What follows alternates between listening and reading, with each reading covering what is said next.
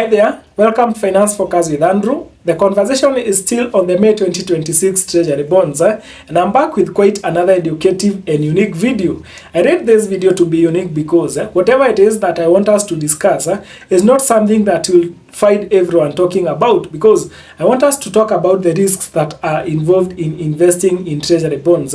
Maybe you want to invest in treasury bonds, or you have already invested in treasury bonds, and maybe someone told you that treasury bonds are risk-free, and I want to assure you that is not the case. I want us to talk about some of the risks that we get exposed to when we get to invest in treasury bonds, and I hope at the end of this video, you will joining me in changing the word risk-free to low risk. So come with me as we get to understand the risks that we engage in when we invest in treasury bonds. And maybe even before we go to understanding the specific risks, we get to try and identify what is risk in the context of treasury bonds.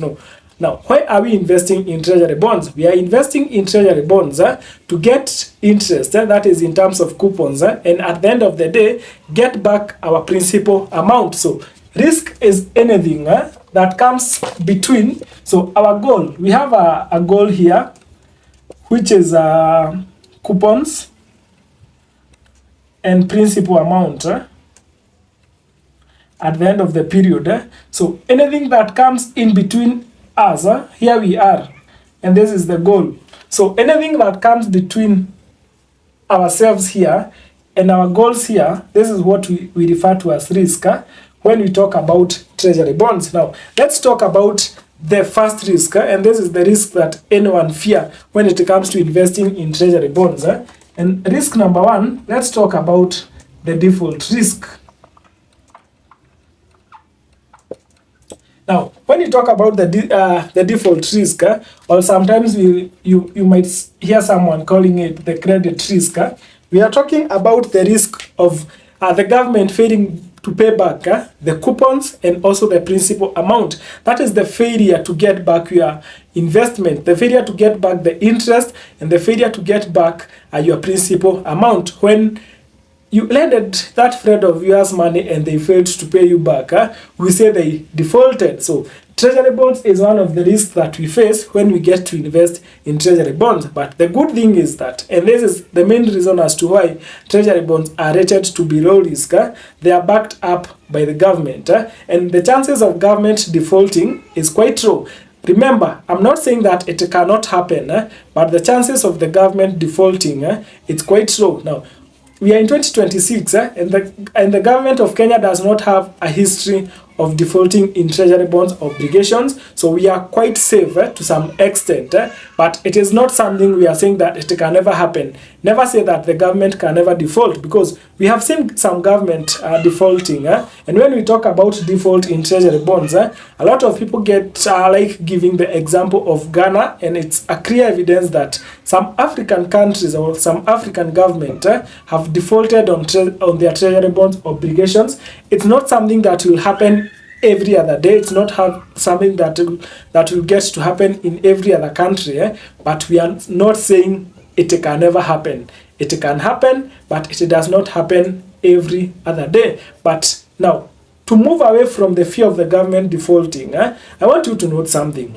When we talk about government defaulting, we are not saying that you'll wake up one day and you get to lose everything overnight. Like yesterday, I had invested 2 million in treasury bonds, and now the government has defaulted, and today I lost the whole 2 million that I had invested in treasury bond. Now, that is not the picture of default that I would want you to have in mind. And how do we picture what a government default would look like? Now, let's borrow from the same country that we mentioned a few minutes ago, that is Ghana, where default have happened, and the default was characterized by two things. Now, number one thing that characterized the Ghana default is the reduction of interest rate.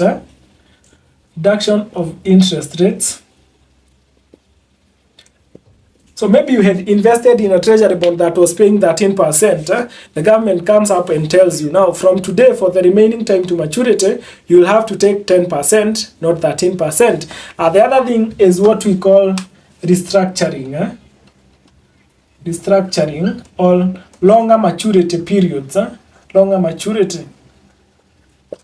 Maybe you have to get your money back in 5 years, and now the government have restructured that treasury bond, and you'll get back your money in 8 years. So this is one of the risks that a lot of people get to fear, but we have the wrong picture of a government defaulting, because we think that we will wake up one day and the government says that they don't owe anyone anything. But these are some of the things that we might expect from the default risk when it comes to treasury bills and treasury bonds. But remember, it is not something that might happen every other day, but we are also saying that it can never happen. So, but default risk or default does not mean you losing everything at once. You should start thinking of default as not getting what you expected, when you expected it to come. So that is the main risk that many people talk about when it comes to investing in treasury bonds. But there are some other risks that we underrate, and maybe they are the risk that gets to happen. You see, a lot of people fear about the default risk when it comes to treasury bonds, but so far it has never happened in Kenya, but it is what a lot of people get to fear. So, but the other risk, maybe they happen on a daily basis, but no one gets to talk about them. So, number 2 risk, I want us to talk about the interest rate risk. Interest rate risk. Now, why do interest rates become a risk to some extent? Now, let's use the period where we are in right now, where we have treasury bonds paying coupons of 12%. Now, with interest rates of 12%, after this, the interest rates can take 2 directions. Now, the interest rates might go up, or the interest rates might also go down. Now, in case interest rates go down, that is not a risk, because our bond that is paying coupons at 12%, it will become more valuable. Like after this, if we have new bonds paying interest rates of 10%, coupon rates of 10%, our 12% bond will become more valuable. But when it happens that the bonds start paying coupons of 15%, our 12% treasury bonds becomes less variable, and that is when the interest rates become a risk. So it's a risk if we own a bond and we have other bonds that are paying better interest rates. Our bond become less variable. But why don't you have to worry? Now, the reason as to why you might not worry so much about this interest rate risk is if you are planning to hold your bond until maturity. Now, on a daily basis, the value of your bond keeps on changing, but because you are not selling, that does not affect you. So as far as you are planning to hold your bond until maturity, you will not be affected by the interest rates. So interest rates affect someone who wants to sell their bond before maturity. So if I am to sell this bond of 12% and the current interest rate is 10%, maybe I will sell it at a better price, what we call a premium. But if I'm selling a bond that is paying a coupon of 12% and the other bonds in the market are paying 15%, I might be forced to sell that bond at a discount. That is a price lower than 100, maybe a price lower than where I bought that bond at. So interest rate risk affects those people who want to sell their bonds before maturity. But if you are willing to hold your bond until maturity, you have nothing to worry about interest rate risk. Now, risk number 3 that I want us to talk about is the liquidity risk. Liquidity risk. Now, what is liquidity? Liquidity is the ability of you to convert an asset into cash when you need that cash. Now, what is the possibility of you converting a bond into cash? You need money and you want to sell your bond. Now, liquidity risk now comes in when you are not able to sell your bond when you want to. Remember, if you want your money before maturity, you have to go through 2 ways. Way number 1 is selling your bond in the secondary market, or way number 2 is rediscounting your bond at the Central Bank of Kenya. The second option is not the best option because it will cost you some money and you'll definitely have to discount your bond at a price lower than where you bought it. So let's talk about liquidity in the secondary market. Maybe at the time you want to sell your bond, no one is willing to buy that bond at that price. And remember, there is no vacuum in the Nairobi Securities Exchange. And for you to be able to sell a bond, someone must be willing to buy that particular bond. So liquidity risk will affect you when you want to sell a bond, but no one in the market is willing to buy that particular bond. Now, the risk number 4 that I want us to talk about is inflation risk. We all know that inflation is the continuous increase in prices of goods and services, and right now we are in May 2026. On that in April 2026, the Central Bank of Kenya reported inflation to be 5.6%.